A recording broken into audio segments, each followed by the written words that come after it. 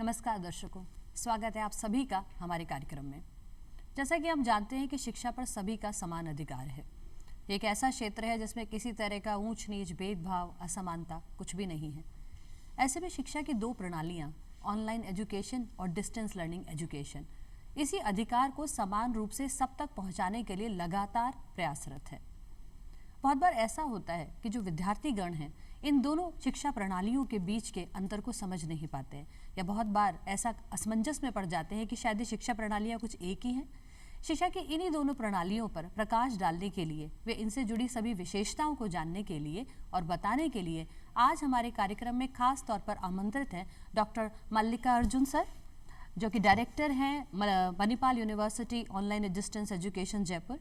वह साथ ही हैं डॉक्टर ममता भाटिया मैम, जो इग्नू की रीजनल डायरेक्टर हैं जयपुर सेंटर की। आप दोनों का बहुत बहुत स्वागत है हमारे कार्यक्रम में। धन्यवाद। शिक्षा की जिन दोनों प्रणालियों पर हम आज बातचीत करने वाले हैं, डिस्टेंस एजुकेशन सिस्टम व ऑनलाइन लर्निंग एजुकेशन सिस्टम, मैं चाहती हूँ कि आप इनकी जो मूलभूत, जो बेसिक इनके बारे में जानकारी है, सबसे पहले वह हमारे दर्शकों को दें। सर आप बताएं कि पारंपरिक शिक्षा क्या है, फेस टू फेस है। बिल्कुल, ये एक्चुअली मोस्ट पॉपुलर था। पिछले आपका पिताजी पढ़ा हुआ होगा, आपका ग्रैंडफादर पढ़ा होगा, सेम मोड ऑफ एजुकेशन है। बट पिछले 40 साल में क्या हो गया है, एक another mode of education, distance mode of education है, बहुत पॉपुलर हुआ है। पिछले 3 सालों में ये ऑनलाइन मोड ऑफ एजुकेशन भी एक नया मोड ऑफ एजुकेशन है। ये शिक्षा प्राप्त करने के लिए हर छात्र के पास अब 3 टाइप ऑफ विकल्प है। एक रेगुलर मोड में कर सकता है, एक डिस्टेंस मोड में कर सकता है, एक ऑनलाइन मोड में कर सकता है। इसमें डिफरेंस एक है, आप रेगुलर मोड में टीचर है, ज़्यादा टीचर ड्रिवन है। एक पर्टिकुलर लोकेशन में जाना पड़ेगा छात्र को, एक पर्टिकुलर टाइम पे जाना पड़ेगा, वहाँ टीचर नॉलेज देगा। वेरास डिस्टेंस एजुकेशन में आप किधर भी हो सकते हो, आपको एक सेल्फ लर्निंग मटेरियल बेचा जाता है और वीकेंड में क्लासेस कंडक्ट करता है। इसके हिसाब से आप लर्न कर सकते हो। बट ऑनलाइन एजुकेशन में क्या है, आपका जो रेगुलर मोड ऑफ एजुकेशन को और तो डिस्टेंस मोड ऑफ एजुकेशन को कंबाइन करके online mode of education completely online है। आप जहाँ से भी, आप किधर भी हो, एक लर्निंग मैनेजमेंट सिस्टम रहेगा। It is the heart of the online education, उसमें से पढ़ाई करवा सकते हो, कहीं से भी अवेलेबल हो जाती है इजीली। मैम, डिस्टेंस एजुकेशन पे अगर आप हमें बताएं। डिस्टेंस एजुकेशन जब हम बात करते हैं तो ये शुरू हुई थी कॉरेस्पॉन्डेंस एजुकेशन की तरह, जिसमें सिर्फ स्टूडेंट को पत्र व्यवहार से ही पढ़ाया जाता था। पर फिर धीरे धीरे इसमें जैसे जैसे टेक्नोलॉजी विकसित होती चली गई, मल्टीमीडिया अप्रोच इसमें आने लगी। तो इसमें एक ब्लेंडेड मोड है जिसमें हम टीचर को भी इनबिल्ट करते हैं, तो फेस टू फेस काउंसलिंग भी होती है। उसके साथ साथ सेल्फ इंस्ट्रक्शनल मटेरियल भी स्टूडेंट को दिया जाता है, जिसको पढ़कर वो खुद ही समझता चला जाता है। और उसी के साथ साथ इसको आगे बढ़ाते हुए फिर इसमें मीडिया को भी डाला गया, रेडियो के द्वारा, ज्ञान दर्शन के द्वारा, ज्ञानवाणी के द्वारा जो है स्टूडेंट्स की काउंसलिंग और उनके लिए उनको कंटेंट उपलब्ध कराया गया, डिस्कशन फोरम उपलब्ध कराए गए। तो इस तरह से ये विकसित होती चली गई। और जैसे जैसे टेक्नोलॉजी का विकास हुआ तो अब डिस्टेंस एजुकेशन के अंदर ऑनलाइन एजुकेशन भी कहीं ना कहीं समावेशित होती चली। तो दोनों आपस में कहीं ना कोई एक दूसरे से गुथे हुए हैं। हाँ बिल्कुल, ऐसा कोई वाटर टाइट कंपार्टमेंट हम नहीं कह सकते हैं। जहाँ से एक शुरू होता है और फिर धीरे धीरे वो टेक्नोलॉजी को जैसे जैसे अपने अंदर समाहित करता चला जाता है। तो डिस्टेंस एजुकेशन के अंदर मल्टीमीडिया अप्रोच में ऑनलाइन एजुकेशन भी समय के साथ, मतलब जो ये डिस्टेंस एजुकेशन थी, पत्राचार से आगे बढ़कर इसने ऑनलाइन एजुकेशन का एक जामा भी पहन लिया है और दोनों आपस में मिलकर अपनी जो सहभागिता से शिक्षा का पूरा उद्देश्य कर रहे हैं। सर, आपको क्या लगता है, पारंपरिक शिक्षा के साथ में ऑनलाइन एजुकेशन क्या पारंपरिक शिक्षा के उसी स्तर पर चल रही है, या फिर उससे कुछ अलग है, या फिर लगातार उस पर मतलब आगे जा सकती है? कहीं ना कहीं कोई तुलना आपको लगती है? या ऑनलाइन एजुकेशन में जो बताया था स्टार्टिंग में ही कि जो रेगुलर मोड ऑफ एजुकेशन को रिप्लिकेट कर रहा है। रेगुलर मोड ऑफ एजुकेशन में क्या होता है, रोजाना बच्चा स्कूल जाएगा, टीचर है, टीचर क्लास को जाएगा, स्टूडेंट टीचर पढ़ाई करवाएगा, स्टूडेंट के पास नोटबुक, टेक्स्ट बुक रहेगा, टेक्स्ट बुक पढ़ेगा। अगर कुछ डाउट है मैं टीचर को पूछूंगा, नहीं तो मेरा कोलीग पीयर्स को पूछूंगा। डाउट्स क्लियर हो गया है। ये मोड ऑफ एजुकेशन रेगुलर में है। वही एक्चुअली हमने ऑनलाइन एजुकेशन में गवर्नमेंट ने डिज़ाइन किया है कि एक्चुअली आपको लर्निंग मैनेजमेंट सिस्टम में होता है, जिसमें आपका टीचर का जो वीडियोस है ऑलरेडी रिकॉर्डेड वर्जन अवेलेबल रहता है, स्टूडेंट के पास सेल्फ लर्निंग मटेरियल रहता है, और कुछ डाउट है, मैं पढ़ लिया है, कुछ डाउट है, I can post that questions in discussion forum, जिसमें टीचर एड्रेस कर सकता है या स्टूडेंट्स भी एड्रेस कर सकता लाइव है। चला जा सकता है। सो क्या हो गया है ना, ये रेगुलर मोड ऑफ एजुकेशन जो भी पहलू था वो सब लेके आया है टेक्नोलॉजी में। जी, करके वहाँ वो जहाँ भी समस्या फ्लेक्सिबिलिटी दिया है। फ्लेक्सिबिलिटी रेगुलर मोड में क्या होता है, किसी वजह से आप स्कूल जा नहीं पाया, you are lost that class. Whereas online में अगर वो मिस हो गया तो आपको टीचर का रिकॉर्डेड वर्जन अवेलेबल रहता है आपको। तो इस जिस तरह आप मुझे बता रहे हैं इस तरह से शायद रेगुलर एजुकेशन सिस्टम की जगह ऑनलाइन में ज्यादा एनरोलमेंट होते होंगे। नहीं, बट क्या है ना, ऑनलाइन एजुकेशन हर प्रोग्राम के लिए सूटेबल नहीं है। फॉर एग्जांपल आपका लॉ का है, मेडिकल का है, इंजीनियरिंग का है, जिसमें एक्सपीरियंशियल लर्निंग एक बहुत इंपॉर्टेंट रहता है। जहाँ थ्योरेटिकल लर्निंग है वहाँ ऑनलाइन एजुकेशन ज्यादा सक्सेसफुल है। जी जी। वही डिस्टेंस एजुकेशन लर्निंग के अंदर मैम क्या इसकी खास विशेषताएं, बच्चों को क्या ऐसी चीज है, क्या ऐसा इसमें है कि ये बच्चों को आकर्षित करे और वो रेगुलर की जगह डिस्टेंस की तरफ भी आए? डिस्टेंस एजुकेशन जो है वो एक फ्लेक्सिबल लर्निंग है। जैसा कि बताया कि रोज स्कूल अगर आप नहीं जा सकते हो, बहुत सारे ऐसे होते हैं विद्यार्थी जो किसी ना किसी वजह से हायर एजुकेशन की बस मिस कर गए हैं, तो उनको हायर एजुकेशन के साथ जोड़ने के लिए ही डिस्टेंस एजुकेशन का कॉन्सेप्ट है। तो इसके अंदर जो है उनके पास फ्लेक्सिबिलिटी होती है। वो 3A हम कहें अगर कहें तो वो any time, anyone and anywhere can access this education can be accessed। और जैसा कि आप कह रही हैं तो ये इक्वली सबके लिए अवेलेबल है। इसमें आपके पास समय की फ्लेक्सिबिलिटी है, जैसे कि अगर एक नॉर्मल सिस्टम में 3 साल की डिग्री आपको 3 साल में ही कंप्लीट करनी है।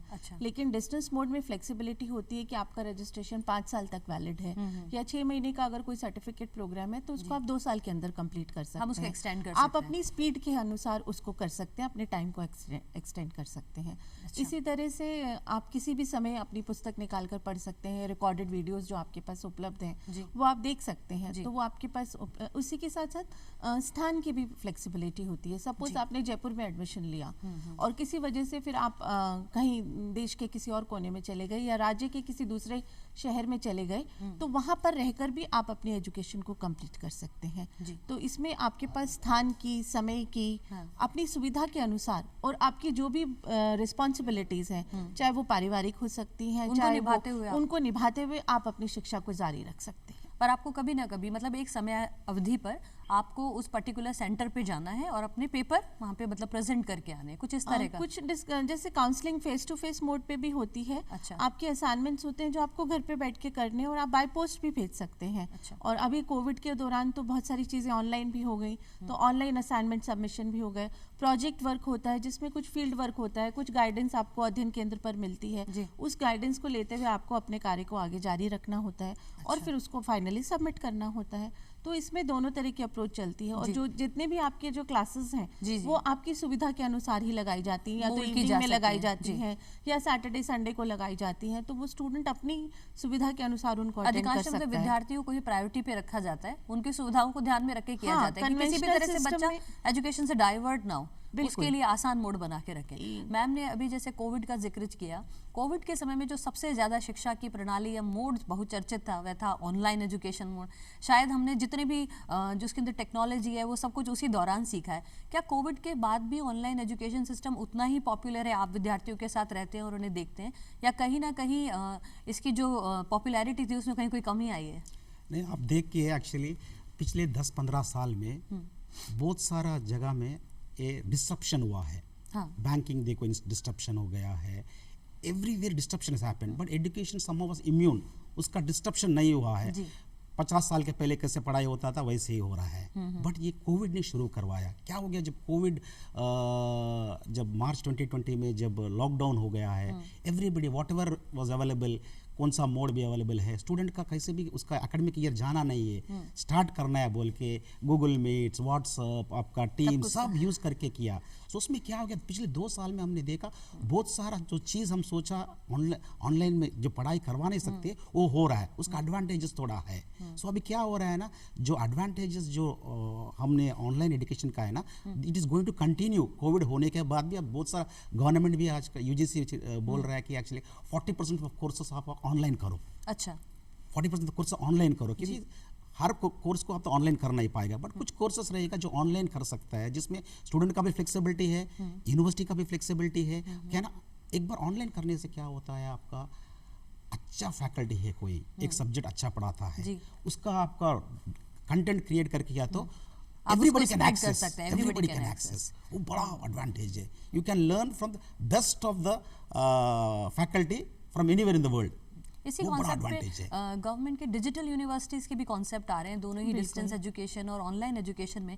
आप इन पे थोड़ा प्रकाश डालें, क्योंकि मुझे लगता है अभी काफ़ी लोग इससे अनभिज्ञ हैं, जानते नहीं हैं इसके बारे में। नेशनल डिजिटल यूनिवर्सिटी गवर्नमेंट ने ऑलरेडी अनाउंस कर दी है राष्ट्रीय स्तर पर, और बहुत जल्दी वो इम्प्लीमेंट हो जाएगी। अच्छा। और बाकी जितने भी उसमें, और जो नई शिक्षा नीति है उसके अनुसार, जो कि मल्टी डिसिप्लिनरी अप्रोच की बात कर रहे हैं, पहले क्या होता था कि कॉमर्स वाला सिर्फ कॉमर्स पढ़ेगा, आर्ट्स वाला सिर्फ आर्ट्स पढ़ेगा। हाँ। लेकिन अगर मैं आर्ट्स का विद्यार्थी हूँ लेकिन मुझे साइंस के किसी एक सब्जेक्ट में रुचि है, अच्छा, तो अब आप वो भी कर सकते हैं। मल्टी डिसिप्लिनरी दूसरे विषय में भी विषयों के बारे में भी जानकारी ले सकते हैं। जी। और इसी के साथ साथ जो एकेडमिक बैंक ऑफ क्रेडिट की बात चल रही है, जिसमें हम कह रहे हैं कि आपने जितना पढ़ लिया है वो आपके खाते में जुड़ जाएगा। अच्छा। और उसके बाद अगर आपको लगता है कि मुझे किसी दूसरी यूनिवर्सिटी से कोई एक कोर्स करना है, कोई एक कोर्स आपने कहीं से किया है, वो भी आप कर सकते हैं। वो फ्लेक्सिबिलिटी भी सिस्टम के अंदर आ रही है। उसी के साथ साथ ये भी है कि जो डिस्टेंस मोड ऑलरेडी कर रहा है, अच्छा। जैसे कि आपने फर्स्ट ईयर कंप्लीट कर लिया तो आपको एक डिप्लोमा अवार्ड कर दिया हाँ गया। जी। उसके बाद आपने कुछ और पेपर पास कर लिए तो आपको एडवांस डिप्लोमा दे दिया गया। अच्छा। जब आपने प्रोजेक्ट भी कर लिया, सारे प्रोग्राम्स कंप्लीट कर लिए, तो आपको एमबीए की डिग्री दे दी हर गई। लेवल को मतलब बेनिफिट किया जा रहा है, ऐसा हाँ, नहीं कि उसमें कोई भी कोई लेवल पास सर्टिफिकेशन करने के आपको बाद दिया जा रहा है, सिग्निफिकेंस कहीं भी रिकॉग्निशन कम दिया हो जा जाए। रहा है। न्यू एजुकेशन पॉलिसी में क्या ऑनलाइन एजुकेशन भी कहीं ना कहीं बेनिफिट सी है? न्यू एजुकेशन पॉलिसी एक गेम चेंजर है इंडिया के लिए। जी बिल्कुल। सी आप देखो कौन सा भी देश, यूएस, यूके, ऑस्ट्रेलिया, जर्मनी, उन लोग का ग्रॉस एनरोलमेंट रेशियो देखो, उन लोग का 80-90 के आसपास है, बट हमारा ग्रॉस एनरोलमेंट रेशियो 26 के आसपास है। अच्छा। सो नेशनल एजुकेशन पॉलिसी के अंदर government has taken very ambitious target, 2030 तक इसको 50% करना है। 50% करना है तो आज के डेट में हमारा पास 1050 यूनिवर्सिटीज़ है, 45,000 कॉलेजेस है। ये लेके आप नेक्स्ट 7 साल में आपको 50% तक लेके जाना है, तो हर 1.5 ईयर में आपको डबल करना है इसको, अच्छा। Which is not going to be possible. Regular mode of education में आपका एक एक्चुअली क्या है ना, फिक्स नंबर ऑफ सीट्स है। उसके वजह से ये नेशनल एजुकेशन पॉलिसी में डिस्टेंस एजुकेशन को, ऑनलाइन एजुकेशन को, डिजिटल यूनिवर्सिटी को बात करके, क्योंकि इसमें अनलिमिटेड नंबर ऑफ सीट्स है, अनलिमिटेड नंबर ऑफ सीट्स है सभी को प्रोवाइड कराने की, मतलब सब जो समान अधिकार की हम बात करें वो सब तक वाकई पहुंचा जाए। बताया था कि एक्चुअली क्या है ना, एबीसी है। क्या हो रहा है, पहले तो हमारा एक मोड ऑफ एजुकेशन वही था, मल्टी डिसिप्लिनरी अप्रोच नहीं है। अभी क्या है ना, अंडर नेशनल जो हमारा डिजिटल जो यूनिवर्सिटी आ रहा है, इसमें क्या है ना, यू कैन स्टडी एनीवेयर। अगर आपको क्या है ना, एक प्रोग्राम करने के लिए 160 क्रेडिट्स अर्न करना है, 160 credits you can earn from anywhere. अच्छा। अगर मैं फर्स्ट ईयर एक यूनिवर्सिटी में पढ़ा है, क्रेडिट्स मेरा bank account, it's like bank book, you have bank book, हाँ, मतलब डिपॉजिट क्रेडिट हो जाएगा। ऐसे जैसे पहले ऐसा होता था कि बच्चा अगर इंजीनियरिंग 3rd ईयर करके आगे की नहीं कंटिन्यू करता, शायद वो डिसकंटिन्यू हो जाता। अगर उधर तो 3 साल किया है, नहीं उधर मुझे नहीं करना है, दूसरा जगह करना है, उधर आपका क्रेडिट में आपका बैंक में है, ये जाके नया यूनिवर्सिटी में ले जाके मेरा ऑलरेडी एक क्रेडिट है, मेरा इतना क्रेडिट मिसिंग है, मैं करना चाहता हूँ, कर सकता है। बट एक किया है 7 साल के अंदर आप इनकैश कर सकते हो क्रेडिट्स को। आपकी एजुकेशन हर जगह जो है फ्रूटफुल जा रही है। क्या इतने मल्टी डिसिप्लिनरी कोर्सेज में अगर कोई बच्चा इन्वॉल्व होता है, मगर कोई ह्यूमैनिटी का स्टूडेंट है और वो कॉमर्स का या फिर साइंस का एक सब्जेक्ट भी पढ़ रहा है, क्या उसको कहीं बेनिफिट करेगा फ्यूचर में? किस तरह से बेनिफिट करेगा कॉमर्स का बच्चा जो आगे चल के जिसका मैनेजमेंट में जाने का है? आज हम नॉलेज की जब बात करते हैं तो नॉलेज कोई वाटर टाइट कंपार्टमेंट्स में बटी हुई नहीं है। और अगर आप कॉमर्स कर रहे हो लेकिन उसके साथ साथ आपको टेक्नोलॉजी की भी पढ़नी है या कुछ बिल्कुल जरूरी है, उसी के साथ साथ आप अपने क्लाइंट से डील कर रहे हो तो आपको कस्टमर रिलेशंस भी आने चाहिए, आपको क्लाइंट साइकोलॉजी भी मालूम होनी चाहिए। तो इन सब चीज़ों को देखते हुए, क्योंकि ह्यूमन बीइंग जो है वो सबका मिक्सचर है, तो उसको सभी तरह की विद्या की ज़रूरत कहीं ना कहीं पड़ती है। तो जब मल्टी डिसिप्लिनरी अप्रोच में आप, और कभी कभी क्या होता है कि हम लोग देखते हैं हमारे पास बहुत सारे रिटायर्ड लोग भी आते हैं कि मेरा बहुत शौक था कि मैं फिलॉसफी में पढूं, मेरा बहुत शौक था कि मैं साइकोलॉजी पढूं, लेकिन समय ने मुझे और मेरी जिम्मेदारियों ने मुझे ये नहीं करने दिया। तो अब मैं जब फ्री हूं तो मैं चाहता हूं कि मैं ये कोर्स कर लूं। तो इन लोगों के लिए भी वो समान तौर पे बेनिफिशियल है। आपके पास कोई स्किल लेना है, अभी जब तक आपके पास स्किल्स नहीं होंगी, बेसिक स्किल्स नहीं होंगी, जहाँ हम वोकेशनल एजुकेशन की बात करते हैं, वहाँ पे भी डिस्टेंस एजुकेशन और ऑनलाइन एजुकेशन बहुत ज़्यादा इंपॉर्टेंट रोल प्ले कर रहे हैं कि आपको किस तरह से डील करना है लोगों के साथ, आपके कम्युनिकेशन स्किल्स, आपके आईटी स्किल्स, जितने भी सॉफ्ट स्किल्स की आज हम बात करते हैं, टीचिंग स्किल्स, लर्निंग स्किल्स, इन सब के लिए भी जो है डिस्टेंस एजुकेशन बहुत हेल्प कर रही है। और अलग अलग तरह के कोर्सेज अवेलेबल हैं। बिजनेस स्किल्स पढ़ाने के लिए कोर्सेज हैं आपके सभी पास। फील्ड में है, बस सभी एक फील्ड रेगुलर में जैसे सर ने courses बताया हैं। एमबीबी हाँ, प्रैक्टिकल वाले प्रैक्टिकल वाले कोर्सेज हैं, तो उस पे भी जैसे वर्कशॉप्स करा के जो प्रैक्टिकल बेसिक प्रैक्टिकल स्किल्स हैं वो भी दे दी जाती हैं। तो अच्छा। इस तरह से कुछ कोर्सेज हैं जो हेल्थ साइंसेस के अंदर, नर्सिंग साइंसेस के अंदर या फिर साइकोलॉजी के अंदर वहाँ पे भी लैब्स प्रोवाइड की जाती हैं और 10, 15, 20 दिन का वर्कशॉप करा के उनको वो स्किल्स दे दी जाती हैं।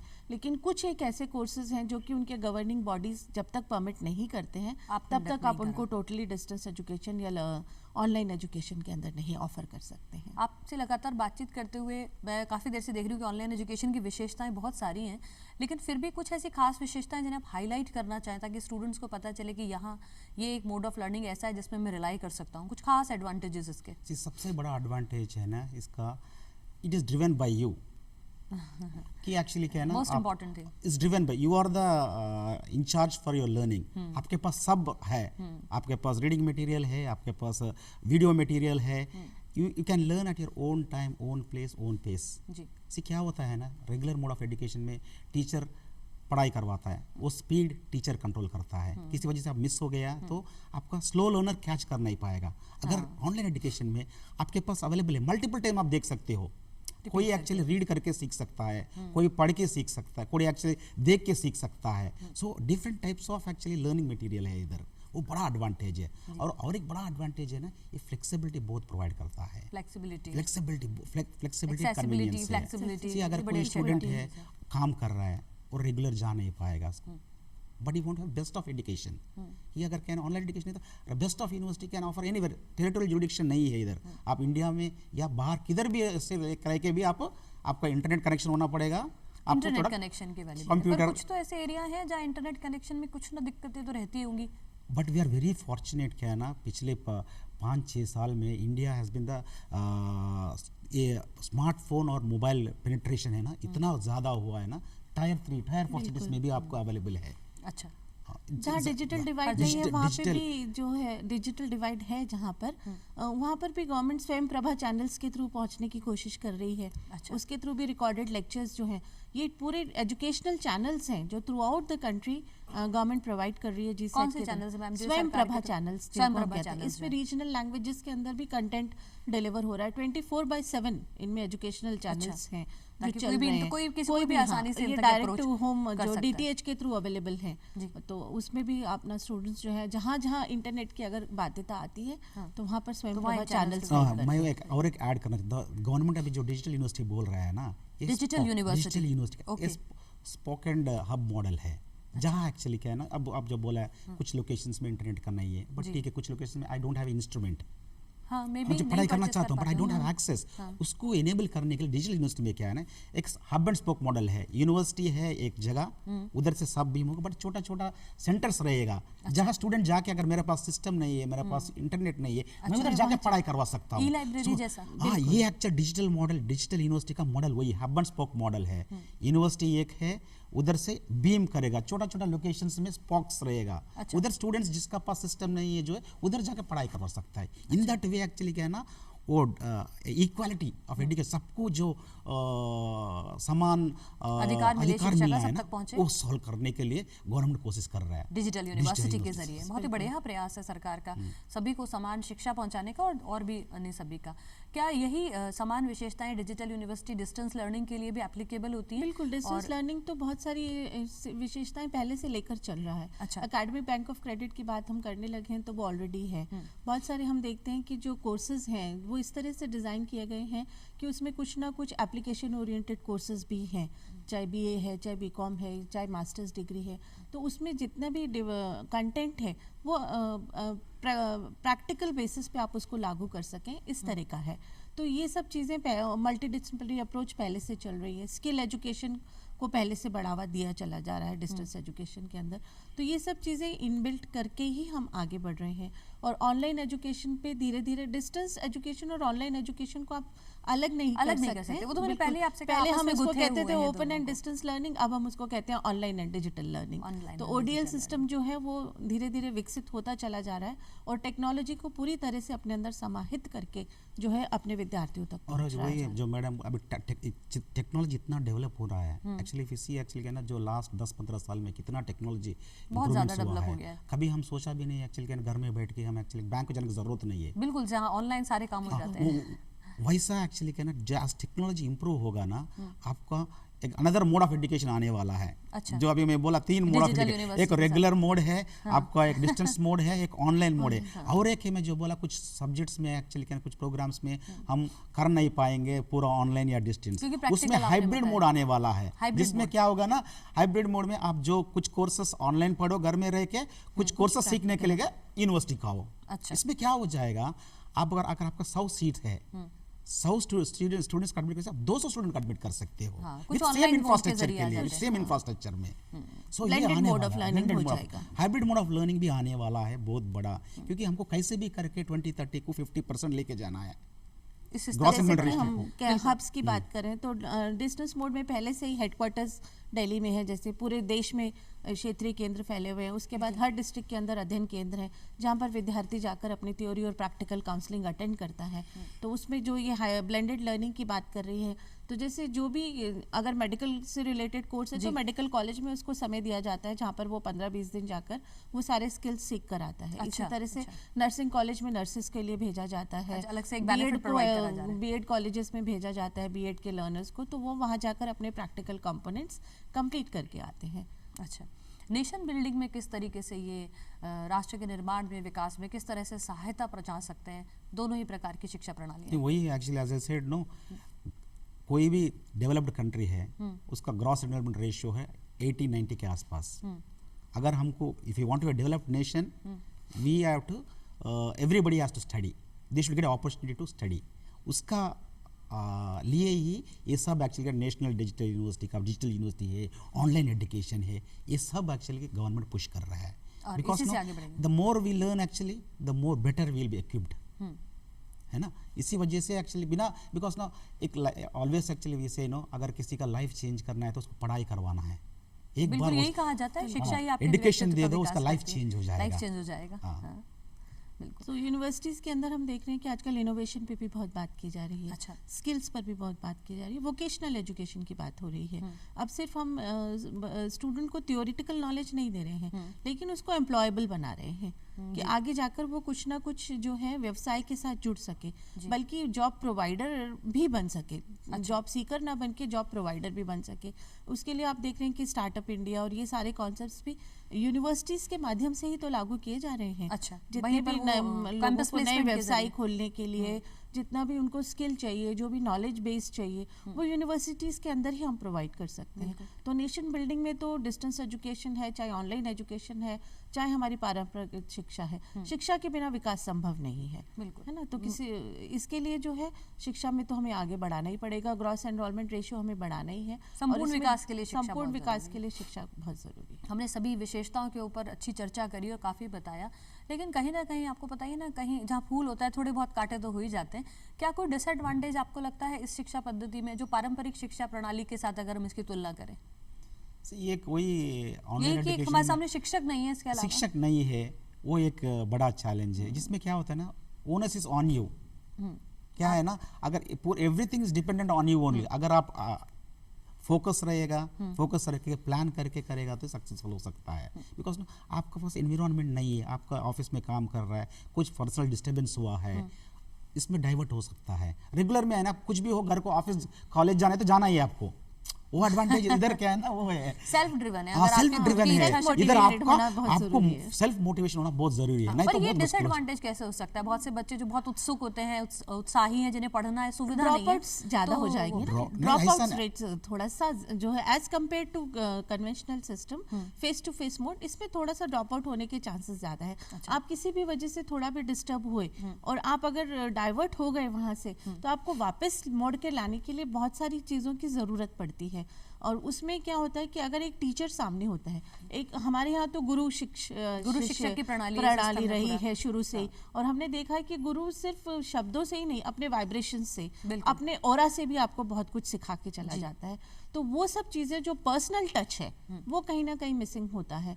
तो बस सिर्फ एक इतना सा डिसएडवांटेज है, लेकिन उसको पूरा करने के लिए जैसा कि सर अभी बात कर रहे थे LMS की कि लर्निंग मैनेजमेंट पूरा सिस्टम है उसके अंदर, उस पोर्टल के अंदर डिस्कशन फोरम भी है, उस पोर्टल के अंदर आप जो भी अपना बात है वो रख सकते हैं, और आपको कैसे आगे बढ़ना है उसके लिए टीचर भी गाइड करता है आपको, आपका जो पीयर ग्रुप है, जो कलीग्स है वो भी गाइड करते हैं। तो उन चीज़ों को भी, वर्चुअल लर्निंग भी अब धीरे धीरे आ रहा है। तो इन डिसएडवांटेजेस को भी धीरे धीरे हम लोग ओवरकम कर पाएंगे। और ये थोड़ा डिसएडवांटेज है, बट क्या है ना, आप देखिए आज का डेट में कोई 10 साल का बच्चा को देखिए, इज मोर डिजिटल डेफिनेटली ज़माना है, he will learn more if you digitization teach him digital. उसको actually if you ask him to sit in front of a teacher and ask him to write, no, he will feel like there's not attention span नहीं है। but अगर वो digital में burn हुआ है, digitally is more knowledge है, he will be learning more in digital। जमाना ही online education का है, और जहाँ फूल होते हैं तो वहाँ 2-4 कांटे भी आते हैं। आप दोनों का बहुत बहुत धन्यवाद कार्यक्रम में आने के लिए। आपने इतने गंभीर और ज़रूरी विषय के ऊपर बहुत ही अच्छे से प्रकाश डाला, सभी जानकारियाँ दी जितनी हमें ज़रूरत थी और जितना विद्यार्थियों का मार्ग प्रशस्त करने के लिए आवश्यक थी। इसी के साथ दर्शकों हम आज आपसे विदा लेते हैं। आपने ऑनलाइन और डिस्टेंस एजुकेशन के ऊपर एक गहरा अध्ययन या हमारे 2 विद्वानों के जरिए आपने जाना। उम्मीद करते हैं ये जानकारी आपके बहुत काम आएगी और कहीं ना कहीं आप इसके जरिए शिक्षित हो सकेंगे या शिक्षा के क्षेत्र में आगे बढ़ सकेंगे। इसी के साथ आज हम विदा लेते हैं। धन्यवाद। नमस्कार।